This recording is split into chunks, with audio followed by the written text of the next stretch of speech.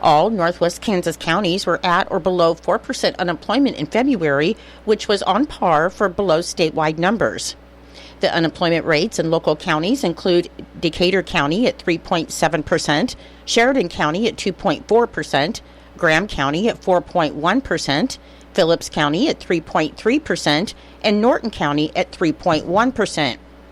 Preliminary estimates reported by the Labor Market Information Division of the Kansas Department of Labor and the Bureau of Labor Statistics showed a seasonally adjusted unemployment rate of 3.8% in February statewide. This is unchanged from 3.8% in January and an increase from 3.2% in February 2024.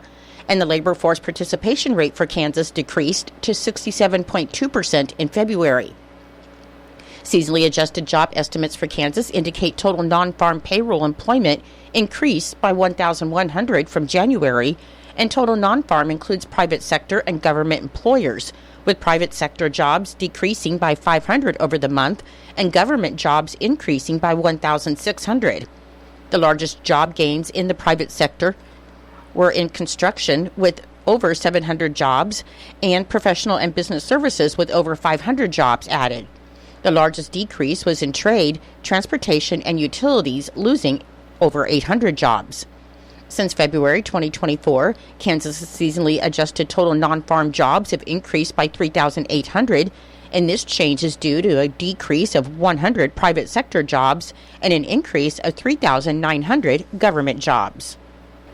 On Friday, Governor Kelly signed Senate Bill 166, the Fostering Competitive Career Opportunities Act. Senate Bill 166 ensures that applicants for state jobs can't be denied solely due to their lack of a post-secondary degree.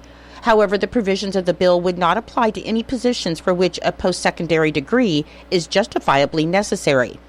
Currently, less than 15% of state employees work in jobs that require a post-secondary degree. Representative for House District 27, Sean Tarwater, said as chairman of the Commerce Committee for the past 7 years, he's heard time and again from businesses and workers alike that experience in the field often outweighs classroom learning. He said this bill sends a clear message, and that is what Kansas values: hard work and experience. This bill codifies current practice for executive branch agencies, continuing to allow flexibility in determining requirements for applicants for each job posting. Rather than being strictly limited to a post-secondary degree requirement, employers could consider prior direct experience, certifications, courses, or specialized training, among other requirements. The Kansas Department of Transportation and the Drive to Zero Coalition hosted Drive to Zero Day at the Capitol on Thursday, March 27th in the Kansas State Capitol building.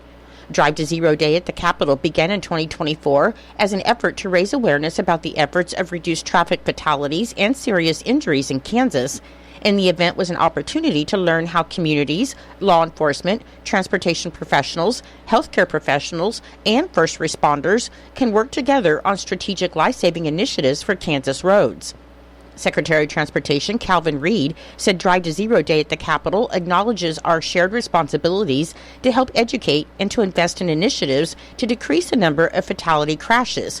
And this day is a great opportunity to meet with their partners and work toward their goal of zero traffic fatalities.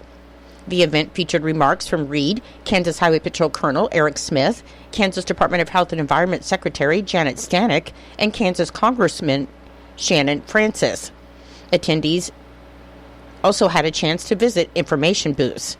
You can visit kansasdrivetozero.gov to learn more about the Drive to Zero initiative.